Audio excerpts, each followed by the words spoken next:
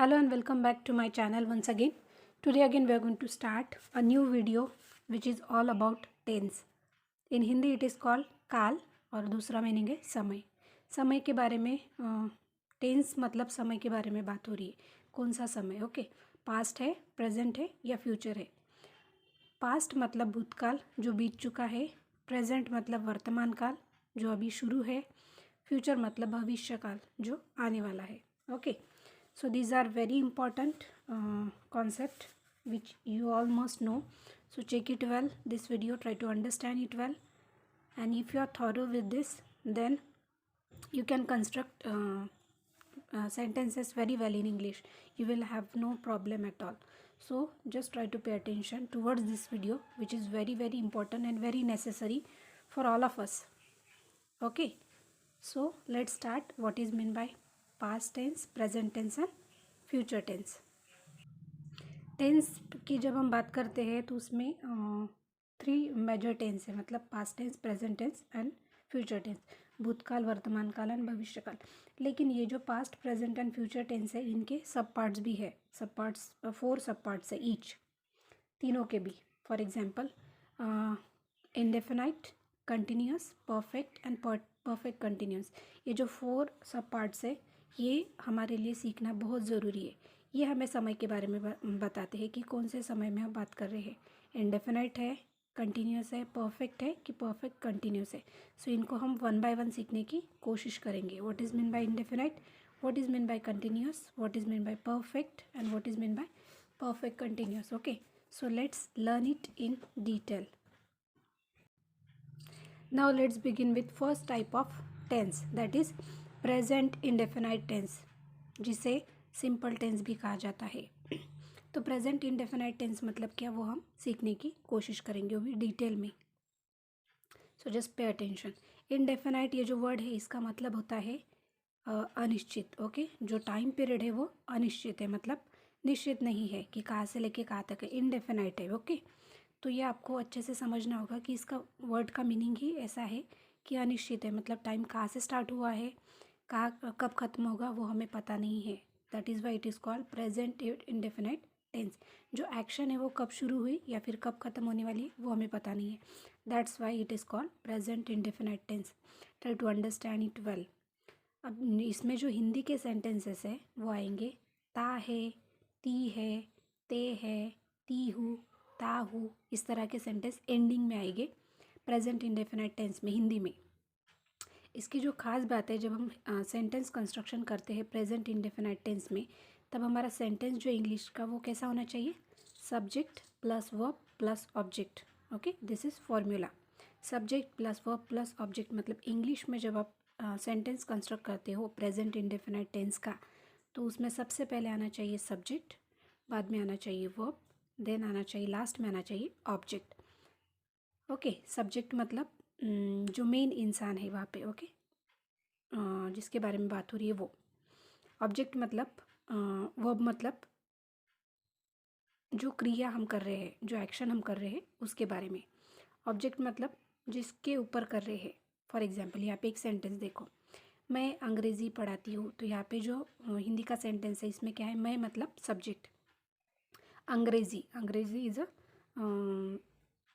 एक सब्जेक्ट है जो हम सीखते हैं ना, अंग्रेज़ी. तो अंग्रेज़ी है यहाँ पे ऑब्जेक्ट. एंड देन पढ़ाती हूँ, कौन सी क्रिया हो रही है यहाँ पे, पढ़ाने की क्रिया हो रही है, एक्शन हो रही है पढ़ाने की. क्या पढ़ाने की, इंग्लिश पढ़ाने की एक्शन हो रही है. हिंदी पढ़ाने की नहीं, मराठी पढ़ाने की नहीं, या फिर अदर जो भी लैंग्वेजेस है वो नहीं. हम यहाँ पे पर्टिकुलरली बात कर रहे हैं इंग्लिश के बारे में. तो इंग्लिश पढ़ाने की यहाँ पे बात हो रही है. तो इस तरह का हिंदी में सेंटेंस आएगा, लेकिन इंग्लिश में ऐसा नहीं आएगा.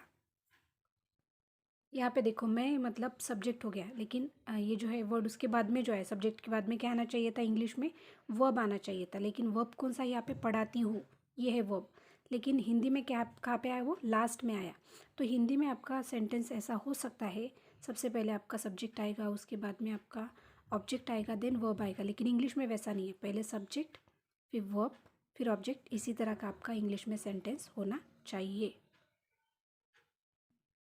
अब हमें सेंटेंस जब हम कंस्ट्रक्ट करते हैं तो उसमें हमें सबसे इम्पॉर्टेंट चीज़ जो सीखनी है वो है कौन सा वर्ब हमें यूज़ करना है। तो आप सोचोगे कि वर्ब तो एक ही होगा, नहीं वैसा नहीं है।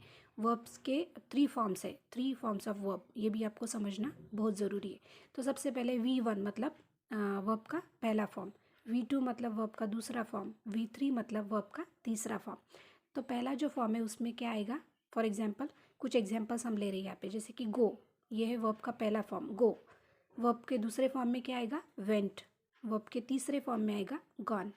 ओके, वैसे एग्जाम्पल लेंगे प्ले का, प्ले वर्ब 1 में आएगा, वर्ब 2 में आएगा प्लेड, वर्ब 3 में भी आएगा प्लेड।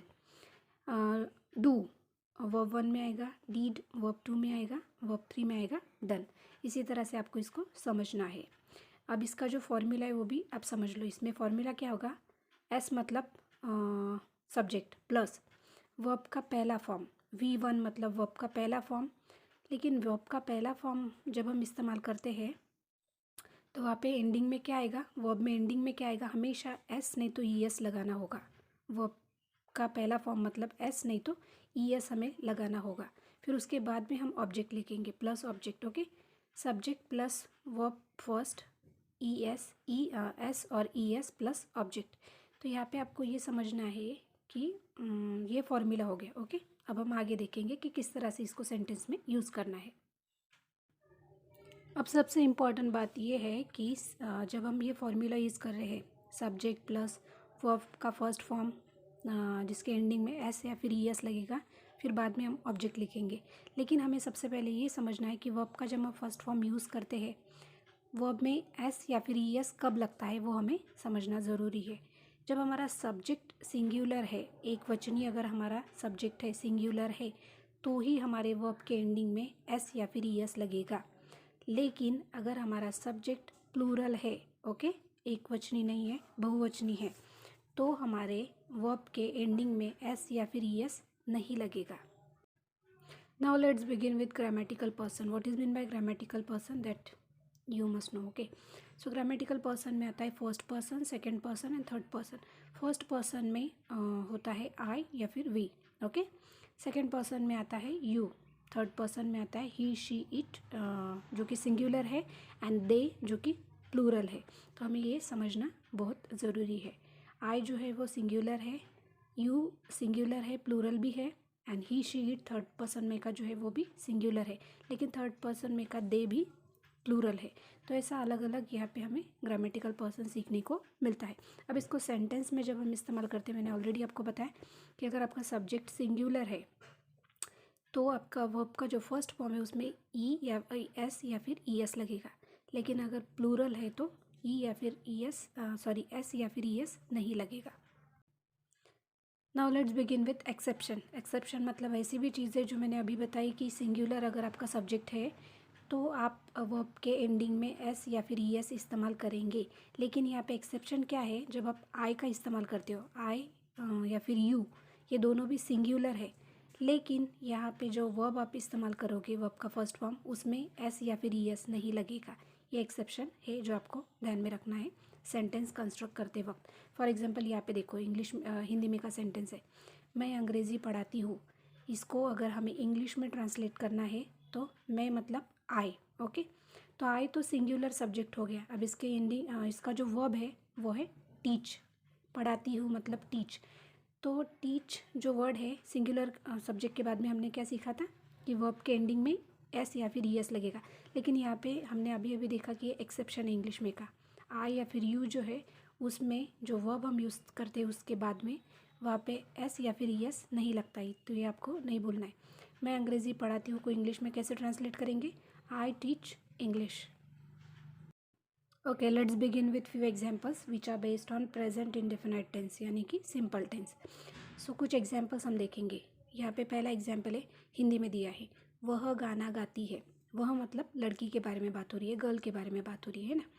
तो यहाँ पे हम क्या करेंगे, वह को इंग्लिश में ट्रांसलेट करते वक्त लिखेंगे शी। ओके, तो शी जो है वो सिंगुलर सब्जेक्ट है, प्लूरल नहीं है। तो इसीलिए जो हमारा वर्ब का फर्स्ट फॉर्म है उसके एंडिंग में हमें एस लगाना होगा।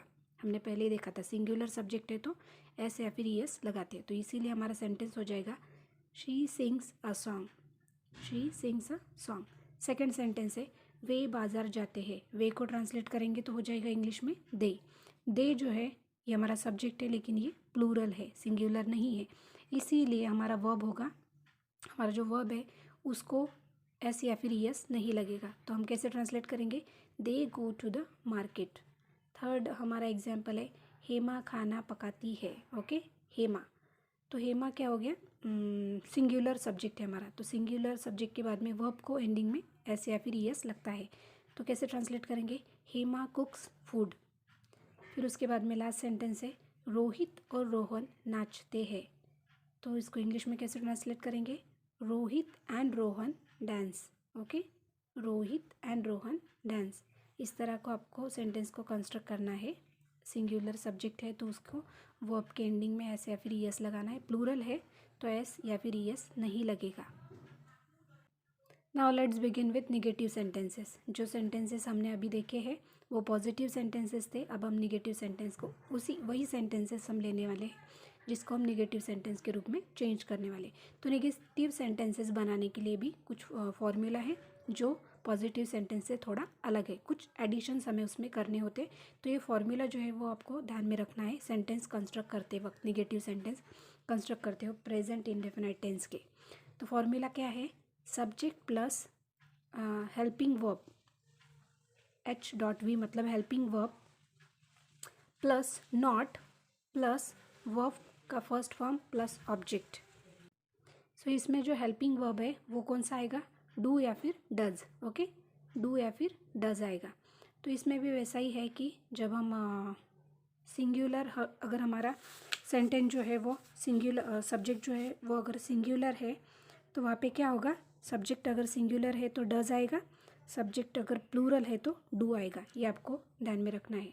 सब्जेक्ट सिंगुलर है तो डज लिखना है एंड सब्जेक्ट अगर प्लूरल है तो डू लिखना है, ये आपको नहीं भूलना है। निगेटिव सेंटेंसेस बनाने के लिए हमने कुछ फॉर्मूला देखा था, वो है subject plus helping verb plus not plus verb का फर्स्ट फॉर्म प्लस ऑब्जेक्ट। तो यहाँ पे देखो जो पॉजिटिव सेंटेंस हमने बनाया था, शी सिंग्स अ सॉन्ग, वह गाना गाती है। शी सिंग्स अ सॉन्ग ये पॉजिटिव सेंटेंस है। अब इसको हमें निगेटिव में करना है तो क्या करेंगे? शी जैसे का वैसा लेंगे, ये सब्जेक्ट हो गया। अब हमने क्या देखा था? शी मतलब सिंगुलर है सब्जेक्ट, तो उसके बाद में हमें डज लगाना है, डू नहीं लगाना है। तो हम क्या लिखेंगे? शी डज, फिर हमें हेल्पिंग वर्ब हो गया डज, अब उसके बाद में हमें नॉट लगाना है। She does not sing a song. Okay, she does not sing a song. Second sentence है दे प्लूरल है इसीलिए इसके बाद में हमें डज नहीं लगाना है, डू लगाना है। They do not go to the market. हमारा सेंटेंस क्या था? They go to the market. अब इसको निगेटिव कैसे बनाया हमने? They do not go to the market. Third वाला सेंटेंस क्या था? Hema cooks food. अब यहाँ पे हमें इसको निगेटिव बनाना, तो हम कैसे बनाएंगे? Hema does not cook food. Okay, third वाला क्या था? Rohit and Rohan dance. तो यहाँ पे क्या है? निगेटिव कैसे है?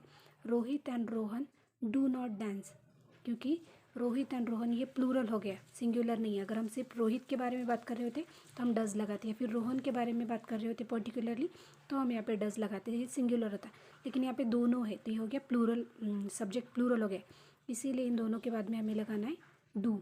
Rohit and Rohan do not dance. Okay, I hope this video will help you to understand what is mean by tense and present indefinite tense मैंने यहाँ पे क्लियरली एक्सप्लेन किया है।